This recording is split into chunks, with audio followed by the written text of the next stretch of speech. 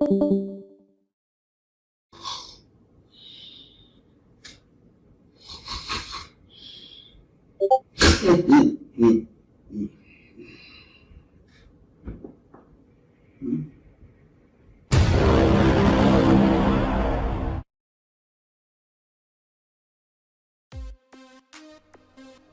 everyone, Shroomraver here, and welcome to my week 4 battle in the PPL Bolt Division.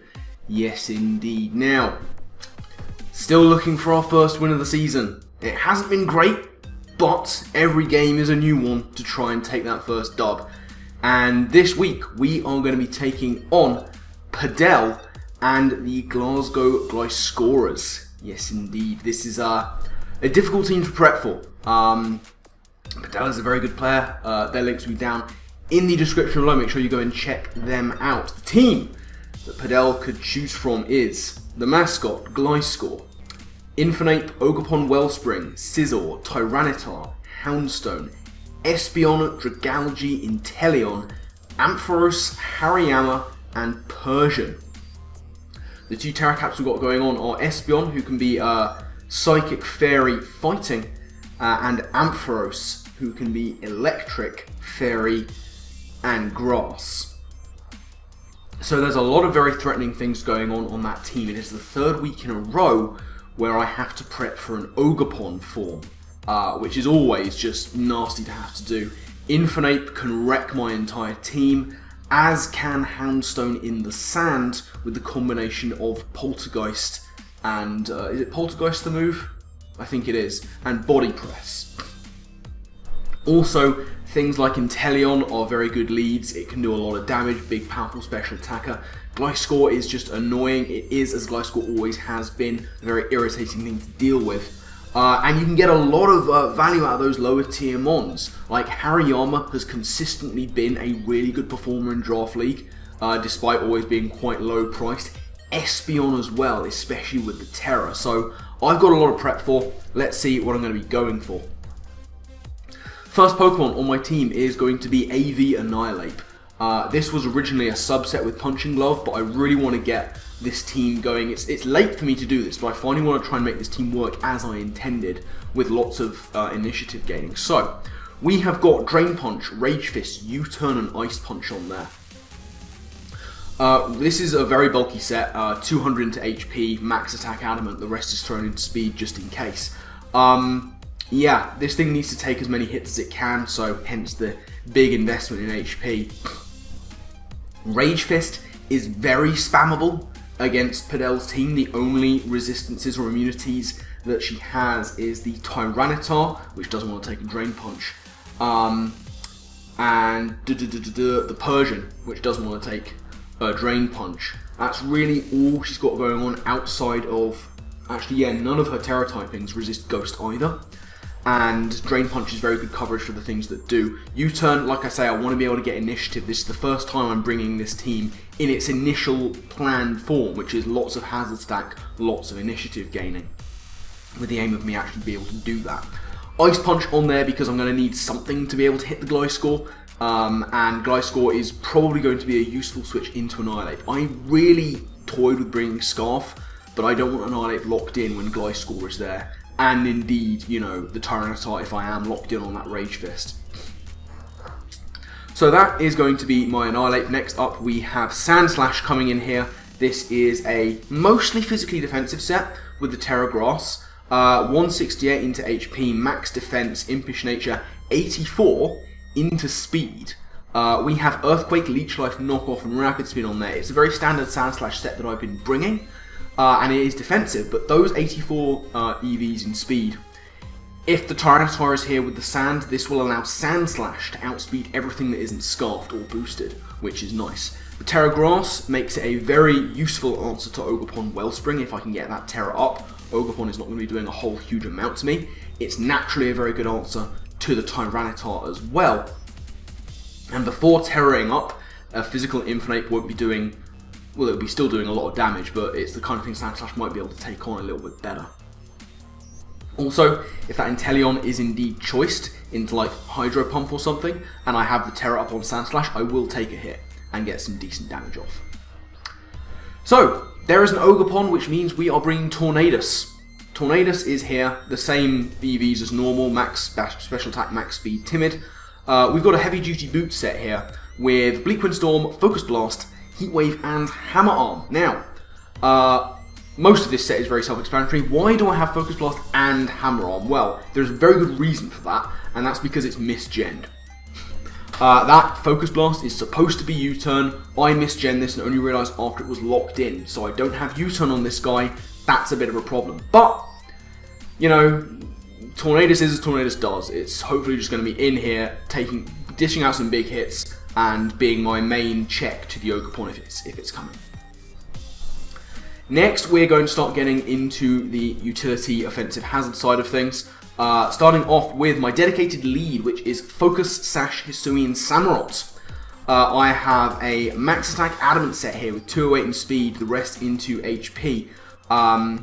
Because Padelle's speed tiers around the middling are not wonderful. She goes from quite fast, decently fast, to really quite slow. So I don't need to run a lot of speed investment on things. We've got Ceaseless Edge, Aqua Cutter, X Scissor, and Knockoff on there. This is my dedicated lead. Obviously with the Sash it will take any one hit. I just have to hope that there's no Tyranitar going on there. Though I don't think that Tyranitar will be able to OHKO me if it is a lead. And I'm guaranteed to get up a layer of spikes and try and go from there. Next up we have Jirachi. Sam Says returns with an Ockerberry. This is a very specially defensive set. I've got just a little bit of nominal speed for anything trying to creep me going on there. We have a Zen Headbutt, U-Turn, Wish, and Fire Punch. This is hopefully going to be one of my lures for the Sizzle, and be able to Fire Punch it and get rid of it. Also the Infonape, because with the Ockerberry, if it's a physical set, I will take a Flare Blitz and go for a Zen Headbutt and do big damage. If it's special, so much the better, because I'm a specially defensive set. This is hopefully going to be able to take out one of the biggest threats on Padelle's team to me. Wish there, very nice for support. I want to be trying to get up a lot of hazards. I'm going to be doing a lot of switching probably. And helping me out with that is my last Pokemon on the team. That is going to be my Choice Scarfed Cleavor. We are rocking out with 252 Adamant, 172 in speed. Again, due to those speed tiers I mentioned earlier, we've got Stone Axe, U-Turn, Aerial Ace, and X Scissor. Stone Axe is very, very spammable against Padelle's team. There is exactly one resistance to it before Terra, and that is the Hariyama, because her ground type is also flying, her fighting type is also fire, her bug type is, her steel type is also bug. So Stone Axe will be hitting neutrally across the board almost. But for those fighting types we have Aerial Ace, X Scissor is just a very powerful stab move, U-Turn for that initiative. So that is the team I'm bringing. Padelle's team is very spooky scary. Weirdly, however, I'm not expecting Ohorn Wellspring. I know for all the things I said about prepping for it last week, I'm not expecting it to come. It doesn't have a good matchup here. The Gliscor and the Infonape, I'm 100% are coming. They're absolute shoo-ins. Gliscor always. Infonape matches up really well against my team. I'm expecting the T-Tar Houndstone core because Sand works here very nicely too. Scizor is a good sort of shoo-in to come, and I would think Inteleon. I don't see Espeon, Dragalge, Ampharos, Hariyama, Persian. I just don't see them coming. I think this is going to be a very powerful team brought. And yeah, for me, Gliscor, Infonape, Scizor, Tyranitar, Houndstone, Inteleon. Those are the 6 I'd be anticipating. I'm anticipating, once again, very powerful, very offensive. So that's what my mindset is going into this game. So let's go ahead and jump in. Excuse me. And see what Padelle has brought against me. So, getting into the battle here, and as you can see, Padelle has brought Gliscor, Inteleon, Espeon, Scizor, Dragalge, and Tyranitar. Not what I was expecting. No Infonape, no Houndstone. Really happy not to see those. I'm not too concerned about the Espeon. Dragalge might be a bit of a threat, but we'll see how it goes. Either way, my plan doesn't change going into this one. I'm still going to lead with my Hisuian Samurott, with that Focus Sash, and try and get up spikes as early as possible. Padelle is going to lead with Scizor. This is not necessarily a great matchup for me, but I'm still going to go for the Ceaseless Edge. I can take any hit, that much is obvious. So here we go, Ceaseless Edge, locked in and loaded. I go for it, and that does a goodish amount, like 3-hit KO possibly, hard to say. Padelle overpredicts turn 1 and just goes for the knockoff. This isn't a problem, I can tank that. My sash, obviously now is gone. But now I have to make a decision. Do I want to try and save this, or do I want to just get up another layer of spikes and go from there? Incidentally, the start of this video was quite quick because we DC'd turn 2 in a previous attempt, so we were able to quite quickly go from there with turn 1 of the match and proceed. Now I decided to just go for another Ceaseless Edge here. It's looking like a defensive Scizor of some kind, so maybe I can take a hit? Who can really say? Padelle's going to go for the U-turn, but with that HP investment, I actually live on 4 hit points, which is really good. I have another chance to get up spikes at another time if I save this, or it can just be fodder later on down the line. So, in comes the Inteleon, and takes a bit of spikes damage, so I'm thinking this is looking like it's choiced in some way. My play here is to go into my AV Annihilape. It's very bulky, it will take any 1 hit, and if it doesn't look like it's going to take 2, then we know it's Specs. But that's going to have to be Specs Hydro Pump to really do that damage to Annihilape. Annihilape, like I say, it's very much my play here. I considered like just sacking this off, or going into my Jirachi. And in fact, it's the Jirachi that I choose to do. My thinking here is the Infinite's not here. It doesn't look like she's got any Fire-type moves on her team. So I'm going to go into Jirachi instead of Annihilape, as Reflect comes in, which I was not anticipating. I didn't see that coming in the slightest. But I'm quite happy to see it initially, because I'm like, oh, it's not a spec set.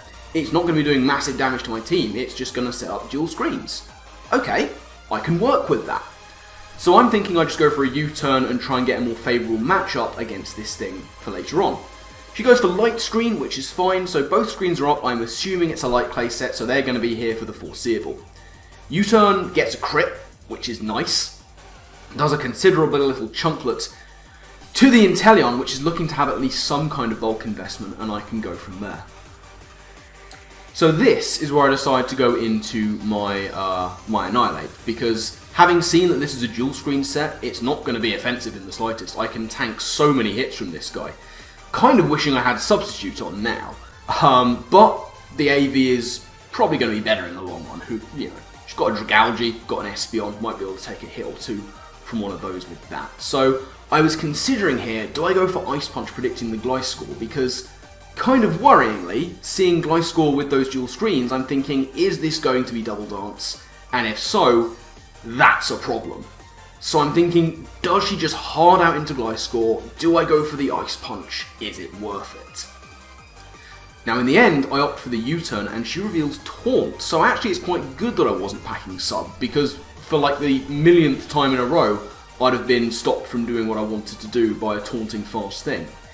In the end, I decided to just opt for the U-turn, get on out of dodge, and go into something hopefully with a more favourable matchup.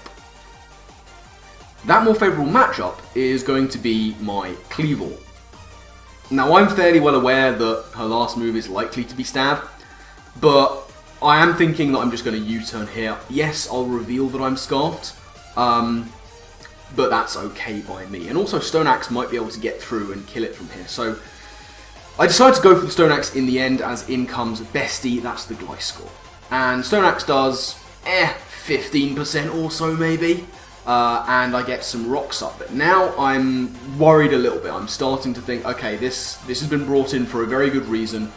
What is it going to do? And I'm like, do I just go hard into Annihilape and go for Ice Punch? It's behind Reflect, so being a Gliscor, it might not even KO. So then I'm thinking, maybe I just go into my Sand Slash, because I'm really paranoid here about like weakness policies. She's got a bunch of things that will take hits that are super effective and be able to set up. So I'm like, do I just go into Pangolin here and knock off whatever item this thing is holding? In the end, that is exactly what I decide to do. I go into my Sand Slash. Aside from anything else, it's going to take hits better than anything. And I can try and wait out the screens if possible. But there's the Sword Stance from Gliscor, and I'm like, okay, this still isn't over. I can knock off what I'm assuming is a weakness policy, because there's no Toxic Orb, and we can try and go from there. It's possible this thing is just an SD set, That's what I'm kind of privately hoping. I'd actually written down agility in advance of thinking I was going to see it. But either way, the plan doesn't change. I just have to try and wait this out and pick a moment to revenge this Gliscor if possible. So I'm going to go for knockoff, get rid of its item, and see what we can do from there. Here's the second Swords Dance. This Gliscor is now at +4 and I'm crapping my pants. But I'm like, stick to the plan. Go for the knockoff, get rid of the weakness policy. And it's not weakness policy, it's loaded dice. And I was like, ooh, Rock Blast? Is that what we're looking at here? For like my Tornadus? So that's an interesting one. Get rid of the loaded dice, but I'm still like, I can't touch this thing, really. I kind of wish I had Super Fang or just something to hit through the screens. So I'm sort of scrambling here. This thing's at +4 and it is a threat. And I really am not sure what to do. I'm kind of thinking that it's just an SD set. It's going to hit as hard as possible before dying. So I'm like, predicting Earthquake, I'm probably going to have to go into my Tornadus here. Tornadus is what I choose to go into. Hoping to see an Earthquake and try and go from there. Maybe live a hit. I probably won't, given its coverage. Ends up going for Scale Shot. Goes for Scale Shot, gets 2 hits, and raises its speed. Now the loaded dice is gone, which allows it to only get 2 hits. Unfortunately, what this is going to allow it to do is get off another Scale Shot. And now is where I start to panic, because here comes the second Scale Shot, and this Gliscor is now at +4, +2, Tornadus goes down, and effectively, I lose. The Reflect is gone, but I'm like, what am I supposed to do here? On instinct, I just go into Annihilape. I just go into it and hope I can take a hit. Annihilape's bulky, but it's, you know, I'm sitting here basically with no options at all. So this is basically going to be a horrifically bad loss, but they miss the dual wing beat, and this is huge. Because Gliscor KO'd my other 4 mons. And suddenly, we are right back in this. Like, I don't deserve to be. That was a 6. That was a full sweep. That was a full 6-0 sweep to Gliscor. I lost that game 6-0. There is no doubt about it. But we managed to dodge. I don't deserve it, but we've been given a lifeline from nowhere. Annihilape is going to get his first KO of the season, which is nice. Back in comes the Inteleon. Probably just going to try and get a Scald off with a burn, but it's actually going to go for Reflect. So I'm like, okay, how many setup mons do you have, Padelle? What's going on here? This isn't the team I was expecting. So I do get the U-turn KO, and I picks up its second KO, and we're at 5-4. And I'm like, okay, what do I go into here? I'm thinking my safest option is either Jirachi for the bulk or Kleavor for the speed, because something's coming in to set up. The Reflect is back, and I'm like, is this what we're dealing with? Is this just like dual screens, full setup? Is that what's happening? I'm like, okay, let's see where this goes. So I bring in Jirachi. It is the safe middle ground of things to bring in against Padelle, especially with that Gliscor gone, and I can pretty much tank any one given hit from anything and U-turn out for a more favourable matchup later on down the line. And what chooses to come in is going to be Cinnamon. That is the Espeon. Espeon comes in, and now even if this is like a spec Shadow Ball, like I will take it and U-turn out and go into my Kleavor.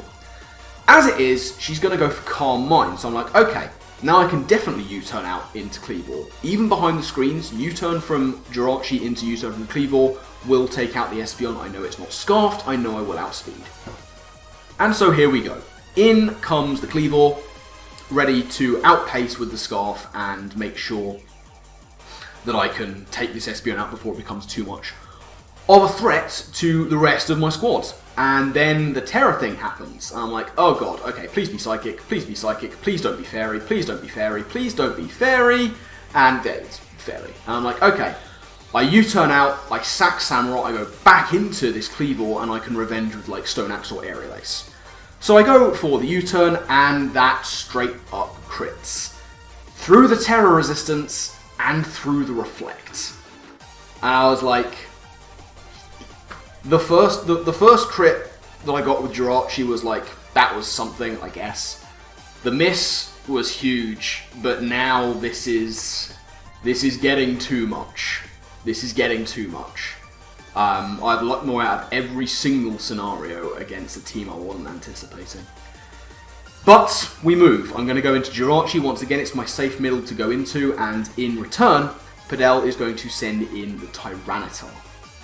And now I'm like, okay, what's this thing going to do? It's not Boots. So I'm like, is this going to be a Dragon Dance setup? The sand is going to be here. And in the back of my mind still, I'm like, weakness policy, weakness policy. Don't go for U-turn, weakness policy. It will take this hit. Go into Sand Slash. You will take the hits really easily. Get the knockoff off. Do not let this thing get too many boosts. And that's what I'm going to do. Reflect was a very good move on Padelle's part because my team, especially the one I brought, is very physically based. I go into Sand Slash and in comes the knockoff, and that does a lot. I mean, again, shout out to Sand Slash for tanking it as well as it did, and also Tyranitar gets knockoff now. That's dumb.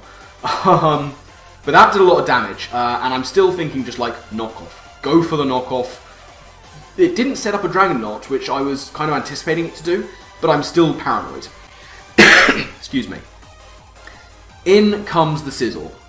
Sizzle's going to come in and not take any hazard damage because it is heavy duty boots. I'm going to go for the knockoff, so it is no longer heavy duty boots.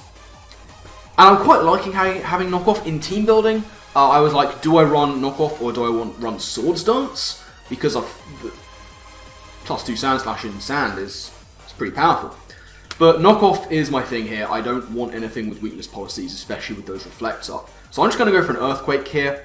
I go for the Earthquake, and from that range it doesn't kill because I have no attack investment and this thing's quite bulky. It's going to go for the U-turn, which is fine. I live that very easily. There's no shot of me terroring in front of either this or the Tyranitar, to be fair. So, in comes the aforementioned Tyranitar. Once again, it's taking that hazard damage, exactly what I wanted to see from this match. And still again, I'm like, I'm going for knockoff. I will outspeed now. I think that it's naturally going to outspeed me. It seems to be an offensive build. But I will outspeed in the sand, and I'm just going to go, once again, for knockoff. I don't want this thing getting set up. This is a very good chance for it to do so. Maybe an over-prediction last turn prevented it, but whatever. I'm just going for knockoff. I'm getting rid of this thing's item. I don't care what it is. I'm still thinking in my head, could be weakness policy, so I can't go for Earthquake with the Reflect up. So I go for knockoff, and this turns out to be a good decision. It's not weakness policy, but it is Scarfed. I was not expecting Scarfed T-Tar in the slightest. Very good bring, and lucky for me I knocked it off, because that could have been a problem. Either way, I'm going to go for Earthquake now, and because of the Reflect, this is not going to kill. It's going to leave it on a tiny smidgen of health. She's going to go for knockoff once more. That's going to take out Sand Slash, but Sand Slash has done a really good job actually. Got some knockoffs going, got some chip damage, tanked some hits, was weighted out the sand here, and most crucially, it's weighted out the Reflect. No more screens on Padelle's side, which means I can go into my Annihilape. Now, Annihilape does not have a lot of speed investment, but it was specifically EV to outpace a maxed out Tyranitar, which is what this clearly is. So without the Scarf, I'm going to outspeed, go for U-turn, and net another KO for Annihilape, which is really nice. Annihilape is finally coming good. Same middle ground play for me, given that all that's left is a Dragalge and a Sizzle that's going to die on entry. Jirachi is both my safest play and my most expendable Mon. So that's what I'm going to go into. The only play that Padelle has is to go into the last thing she has that can swap in. Unfortunately for her, that is going to be the Dragalge, and I'm not going to go for the Zen Headbutt here because I have no need to. This thing is much more specially defensive than physical. I can just U-turn, it'll be resisted, but I can go into my AV Annihilape, tank any one hit, and kill it with an Ice Punch. And that is what I'm going to do. U-turn does a little bit of chip damage, it's not going to do very much.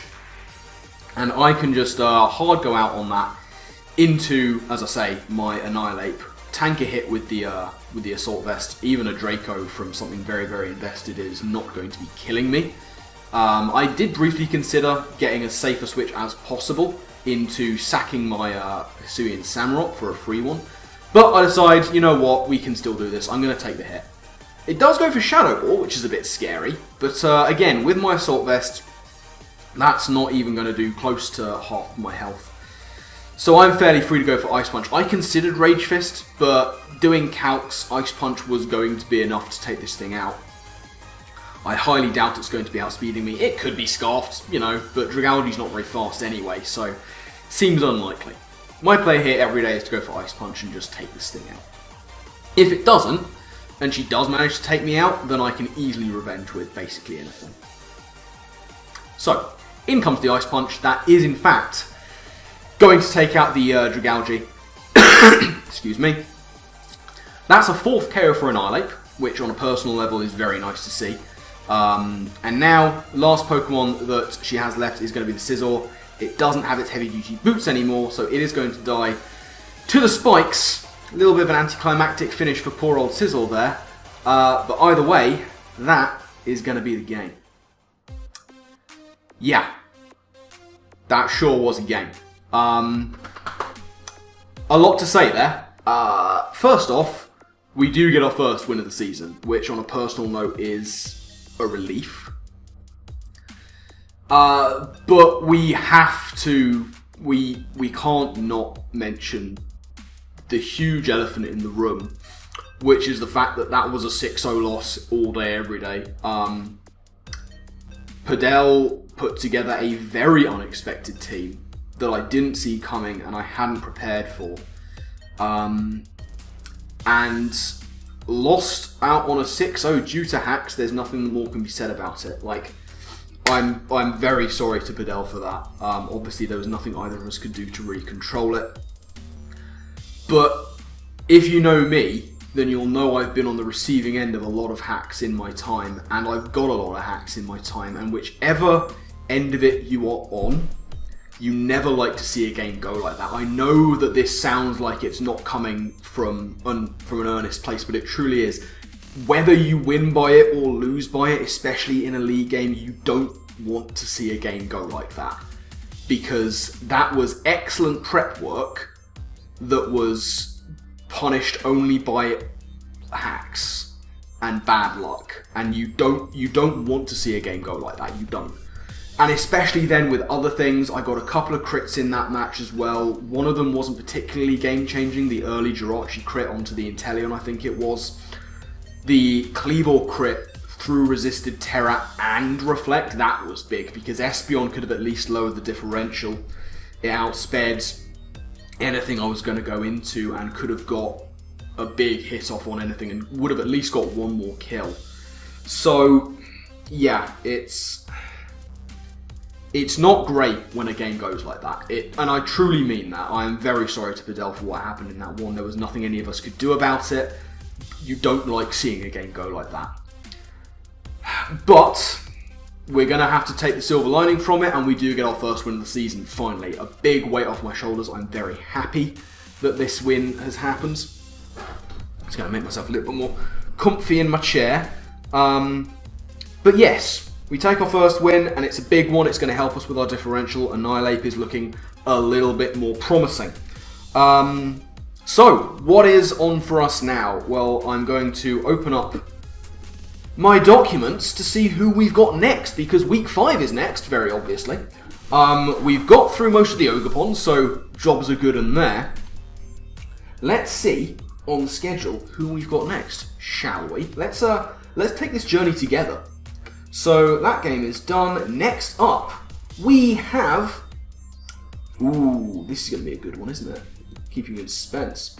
We are going up against Squid Defeed and the Lisbon Arcanines. Now, they have got off to a very strong start to the season. As of watching this, they're currently near the top of the table. I'm not going to say exactly what their differential and stuff is, because I don't want to give spoilers to anyone who is watching this video who hasn't seen Squid's video yet, but they are towards the top of the table, we are towards the bottom. They have a very threatening team.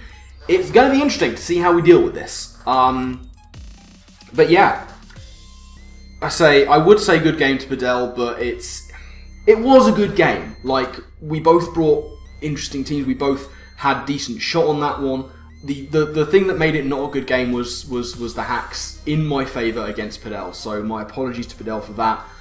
And again, you'll be able to see Padelle's side of this. Please go and check out Padelle's links. They're in the description. Make sure you check out their stuff. It would mean the world to me if you did that. But yeah, we move. First win. Hoping to use this as a springboard for greater things. So keep your eyes peeled. But I'm going to get out of here. I've rambled on far too long. So, my final thank you to you all for watching. And I guess with that, I will see you next time. Laters.